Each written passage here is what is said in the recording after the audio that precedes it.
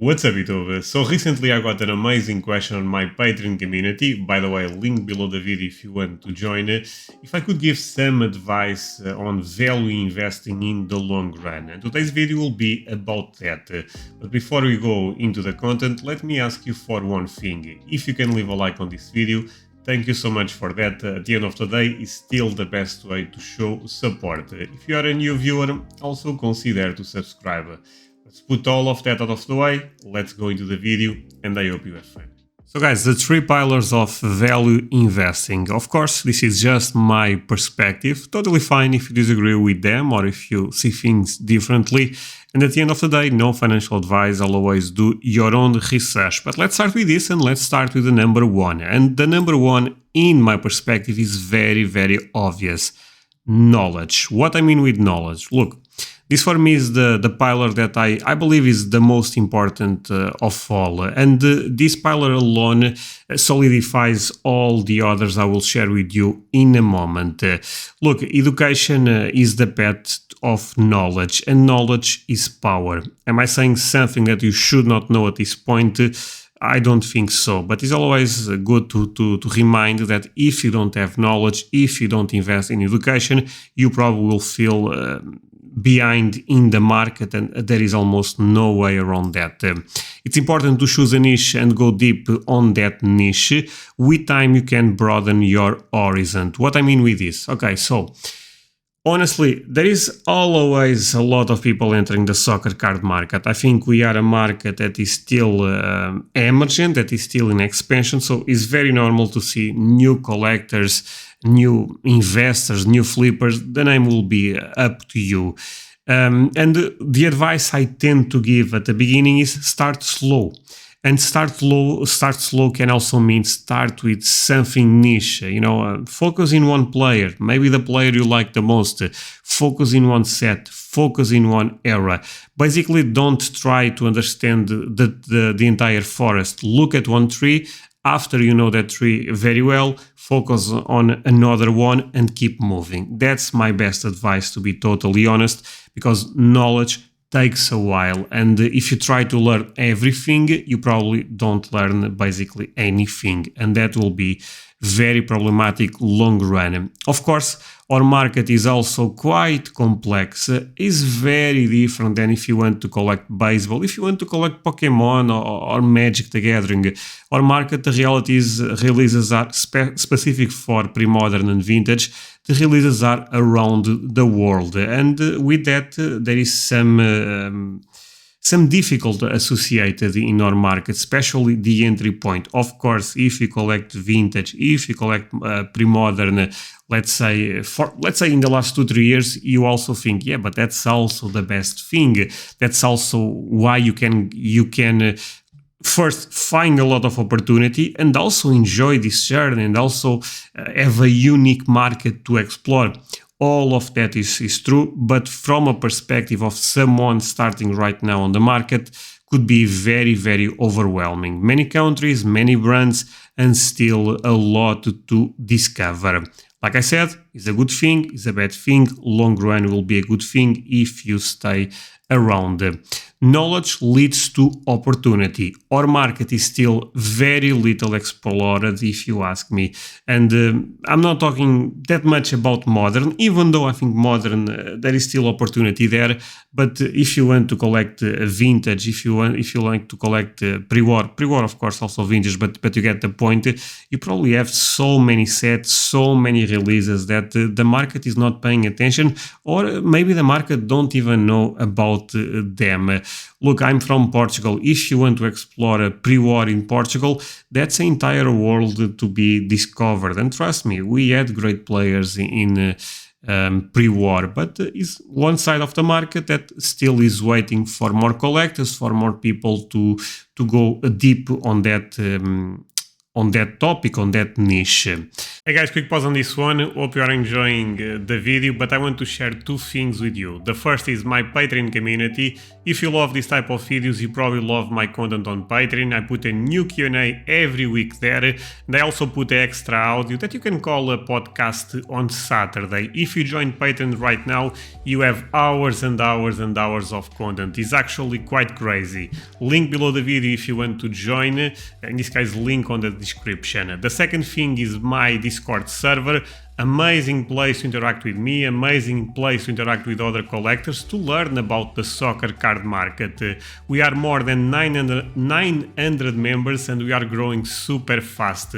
Link also below the video, check both, and now let's continue with this one. So now the point number two, not the true, but also could be the true, is strategy. What I mean with strategy, look, knowledge is fantastic, but needs to be applied. And strategy is the application of knowledge. What I mean with this, again, nothing that you are not seeing already on the screen. But I know a lot of collectors that they are amazing when it comes to knowing all the sets, all the players. They put a lot of time into the market, but sometimes they lack strategy and they don't have a clear path of what they are collecting, what they are buying. They probably enjoyed the journey alone, but they lack strategy on their train of thought, if that makes sense. And I think that's a fail, honestly. You have to have strategy, you have to apply the knowledge. What strategy? I don't know. Your area of knowledge will or not limit you when it comes to find a strategy, okay? So with an increase in knowledge, it's normally that the strategy has to be adapted. What I mean with a strategy needs to be adapted. Look, very normal that you start right now in the market and you think, oh, I love to collect pre-modern from Spain. And for a while that works for you. But then you realize, maybe there is actually more opportunity on pre-modern in Italy or in Portugal. Maybe I have to actually shift my perspective about the market. So, and maybe with that perspective, the strategy also have to be adapted. Maybe you need another one. So that alone, you understand. Knowledge may force you to adapt your strategy, but you need strategy to apply the knowledge. The last one, probably a super obvious one for everyone that have been buying cards. Emotion control. Look, this is the glue for the other 2 points, for the other 2 pillars. What I mean with this, you can have knowledge and strategy. If your emotional control fails, everything falls apart. Having a stable personality is the key to long-term success, something that I also talk a lot on this channel. I don't think you need to be a genius, honestly. I apply the same logic for other markets. Let's say if you are just buying the SP500, I don't think you have to understand what's going on that well. You just need a good platform to be buying, and you need a stable personality, because ups and downs will be quite normal, and emotional control fits into that. When trying to apply these 2 cards could be a bit different for one reason. Again, I also know people that have knowledge and strategy, but they lack emotion control. And emotion control is something that, to a certain extent, we all struggle a bit. So it's very normal that you think, okay, I will focus. Actually, let's go with pre-war in Portugal. I have amazing knowledge about that era. I have the best players. I know the best places to buy. I will focus on this specific player, on this specific release, and I will try to focus in the next, let's say, 12 months doing just that. But then you go to eBay and you see an amazing card from a different era that you think, oh, I would love to have that in my collection. But that card can lead you into another thing, and all of a sudden your emotion control goes out of the window. And emotion control also relates with FOMO, right? The fear of missing out. Look, all of us are on Instagram, on TikTok, wherever the social media, and we see people sharing, oh, I bought this card, and you look at that that person card, that video of the card, if you go, oh, that card is so beautiful, maybe I need one. This is super, super normal. In soccer, if you are in the prospecting side, you may see Haaland score an hat-trick and you want to buy Haaland cards. There is nothing wrong with that, but long run, if that is not part of your strategy, let's say buy Haaland cards, things can get really, really tricky for you. So, unlike the other 2 points, where you can spend time on the market and perfect them, here in this point is a bit more complex. Your personality is already molded, if you ask me. Can we improve? Yes, but for some people will take a brutal effort, and this is something I want to be totally honest. I know people that they are amazing when it comes to emotion control. Sometimes they are not even that great as acquiring knowledge, as applying strategy, but they have an amazing personality for this type of markets, a stable personality. And I also know the opposite, that again, people that have a lot of knowledge, but they lack in the emotional control side. So this is something very relative, as you can imagine, very personal, and I hope you don't take my words in the wrong way.